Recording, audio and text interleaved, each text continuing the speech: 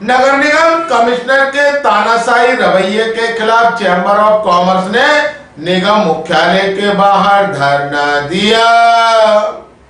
विसंगतिपूर्ण garbage शुल्क, trade licence के लिए जबरिया दबाव एवं ट्रांसपोर्ट नगर की बदहाल सड़कों पर Madhya Pradesh chamber of commerce and industry के नेतृत्व में व्यापारी आज आयुक्त नगर निगम ग्वालियर से समय लेने के उपरांत शाम 5 बजे निगम मुख्यालय पर ज्ञापन देने पहुंचे, लेकिन नगर निगम आयुक्त मुख्यालय पर नहीं मिले और उनका संदेश व्यापारियों को दिया गया कि वे बाल भवन में हैं, आप वहां पर जाकर भेंट कर ले।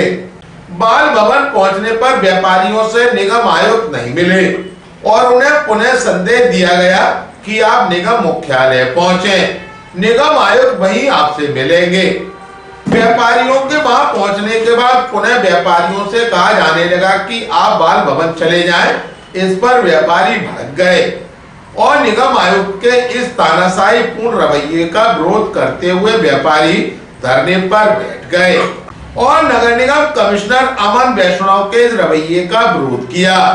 व्यापारियों के आक्रोश को देखते हुए अपर आयुक्त मनीष शिकरवार व्यापारियों के बीच पहुंचे और क्षमा मांगी। इसके बाद उन्हें ज्ञापन दिया गया। चैंबर ऑफ कॉमर्स के अध्यक्ष प्रवीण अग्रवाल ने ज्ञापन देते हुए कहा है कि निगम आयुक्त अमन वैष्णव का यह रवैया तानाशाही पूर्ण है और उनके इस रवैये की मुख्यमंत्री से शिकायत की जाएगी। व्यापारियों पर हो रही तानाशाही कार्रवाई को चैंबर सहन नहीं करेगा और इसके लिए आवश्यकता पड़ेगी तो धरना प्रदर्शन किया जाएगा।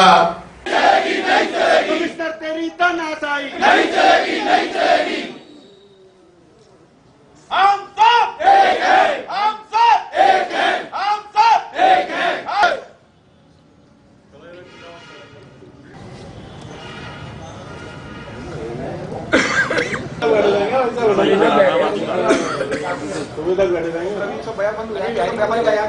उद्योग जगत की अंदर की पीड़ा है जिसको अंकित किया गया है और इसको अंकित कर्मियों को दूर करने का एक प्रस्ताव बना। उस प्रस्ताव में कहीं गोडाउन शब्द का इस्तेमाल नहीं किया गया। मेरा 100 फुट का गोडाउन है तो बोले 10,000 रुपये।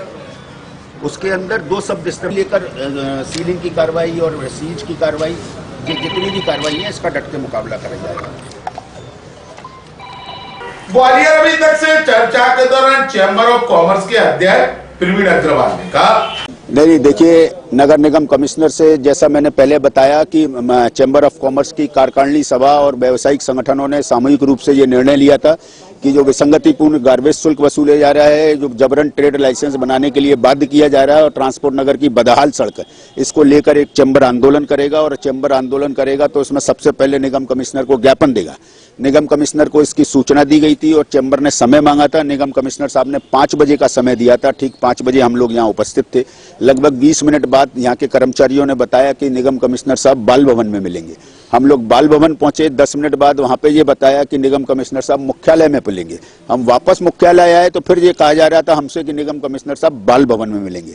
इसका मतलब वो हमें अपमानित कर रहे थे। हम लोग ऐसे कोई हमारी शर्त नहीं थी कि हम केवल निगम कमिश्नर को ही ज्ञापन देंगे। अगर निगम कमिश्नर व्यस्त थे तो वो किसी अधिकारी को भेज सकते थे, लेकिन जब 5:45 बजे तक कोई अधिकारी हमसे बात करने भी नहीं आया, इतनी बड़ी संख्या में व्यापारियों को देखने के बाद, तब मजबूरन चैंबर ने ये निर्णय लिया कि वो धरने पे बैठे। धरने पे बैठने के बाद जब एडिशनल कमिश्नर साहब आए, उन्होंने उसके लिए खेद व्यक्त किया कि उनसे ये कहीं ना कहीं वो हुआ है, उसके लिए हम खेद व्यक्त करते हैं। उसके बाद चैंबर ने ज्ञापन देकर बिल्कुल स्पष्ट रूप से कहा है कि अगर गार्बेज टैक्स को लेकर या ट्रेड लाइसेंस को लेकर कोई सीलिंग की कार्रवाई, कोई जबरिया वसूली की कार्रवाई अगर व्यापारी के साथ, किसी भी व्यापारी के साथ की जाएगी तो चैंबर ऑफ कॉमर्स इसी तरह डटकर मुकाबला करेगा। चाहे उसके लिए धरना करना पड़े, चाहे प्रदर्शन करना पड़े, चाहे ग्वालियर बंद करना पड़े और चाहे जेल जाना पड़े, चैंबर ऑफ कॉमर्स उसके लिए तैयार रहेगा।